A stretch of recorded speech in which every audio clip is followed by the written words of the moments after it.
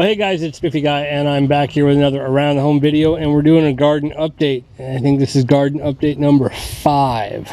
So what do we got growing on? Well, we're pretty much the same as we were a little while. Take a look at the strawberries. The strawberries are starting to come out here. I'm getting some flowers, and I did pop in kale and spinach and stuff along the bottom ones. I'm waiting for Home Depot to do their little 4 for $10, and then I was going to buy some other strawberry plants. These are the All-Stars up here, or I'm sorry, these are the Quinaults, and they did okay. These are the Lorans. They're kind of hanging on here. The All-Stars did not do well, and that's kind of what they have. So I need to find a better option for strawberries. I thought about doing them from seed, and I heard that's kind of a pain in the butt. So anyway, that's what's going on. Potatoes haven't sprouted yet. I'm hoping that I planted them right. I did readjust the irrigation on there, so now it all comes out all nice. Irrigation has been the big thing this week, as well as moving the dirt underneath the composters. In here we've had a little bit of bug issues, and we'll take a look here, but you can see all the stuff is starting to come up in between the squares. This is a dwarf pak choi over here, and then you can see the larger guys.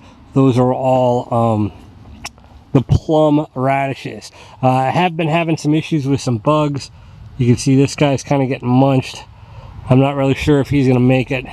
It kind of looks like caterpillars, but I'm not finding any caterpillars, so I'm not really sure what to do with that. I was kind of wondering if it was potato bugs, because I do have potato bugs, and I had kind of an issue last year with potato bugs. But I have been spraying a bit to try to get that, and I do have a couple extra peppers. I always plant more than I'm going to need at the beginning of the year to kind of see where I'm at, and if I need some extra plants, if I need to pull one of these guys out, I have a replacement. And worst case scenario, I can always go to the store and buy something if I need to, but I will use all my spaces. So the peppers are doing all right and that sort of thing. This is what I bought. It's a 1-gallon sprayer from Home Depot.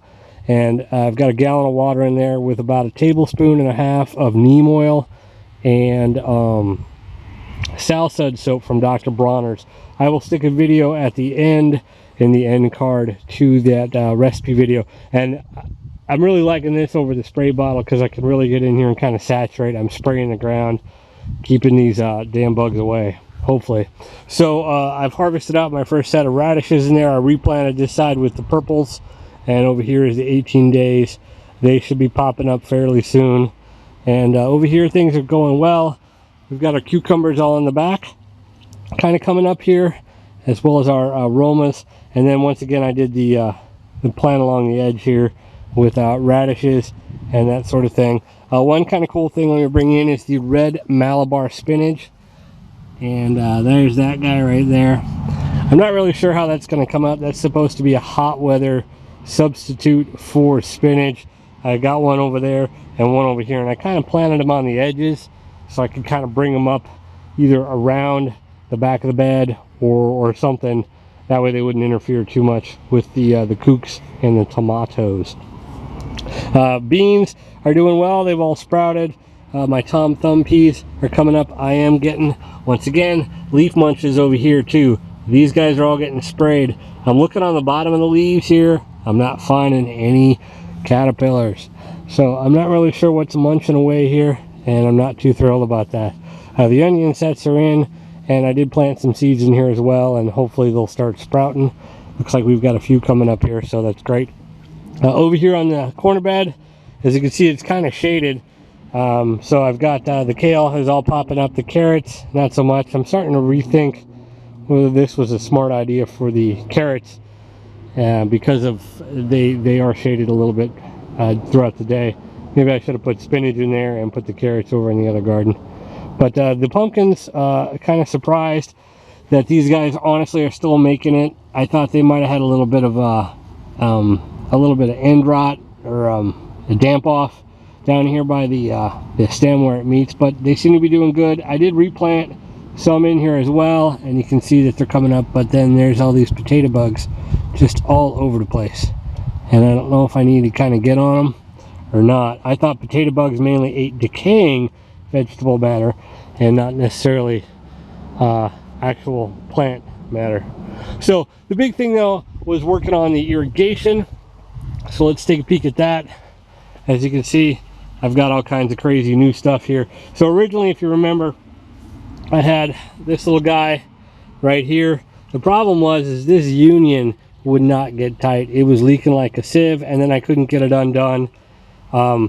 These are little 3-foot hoses, and it wouldn't stretch, so I ended up heating it up to bend it. So eventually I rethinked it, and I've just got my hose connected there. So I did remove the vacuum brake that was on the spigot. Some people have posted last year that I don't need that to keep water from going in because it's an anti-siphon spigot anyway. So I'm not sure, but I did pull that. So I got a 3-foot hose coming over here to a 4-way. And the reason I went with a 4-way, originally I had the 2, but I went with the 4-way so we have our irrigation coming here, we have our hose here. On this one, I plan to put in another hose and drop down and go underneath the fence and come up on the other side, and that way I can have a hose spigot on the other side. So it's sort of a cheap, you know, hack to basically get a spigot on the other side, and that way I can just do the quick disconnect of the hose right here, take it over to the other side and plug it in and go from there. Of course, now it won't work one-handed. So there you go. So I got my pocket hose right here on there, and so for the most part this worked out well. Last year I had issues, or I'm sorry, beginning of this year I had issues with the pressure reducer valve. It was just spraying water out of this little hole right here, and then it was making odd noises. So I pulled that out. So I replaced it with an actual Rainbird one that's supposedly a little bit better. And after working and putting Teflon tape on these seals and just getting all these plastic parts to meld together, it's not leaking as much. It is still leaking out of the pressure release hole. I don't know if that's normal or not, but regardless, it is not making a giant puddle, and I think it's working. So I'm fairly happy with that. And all I did was I mounted this on there. I used a drill bit, and my drill press is sort of a poor man's router to take this section out, and that way it fits nice and flush up against that piece of wood. So it's probably not the prettiest thing in the world, but hopefully it'll age up and look a little bit better.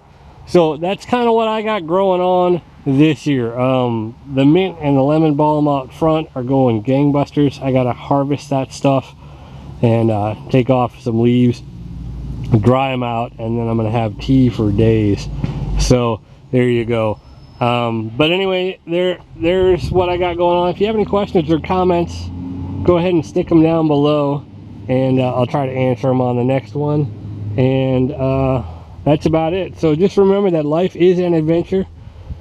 So go out and have one in your own garden with cucumbers and tomatoes and radishes and that sort of thing.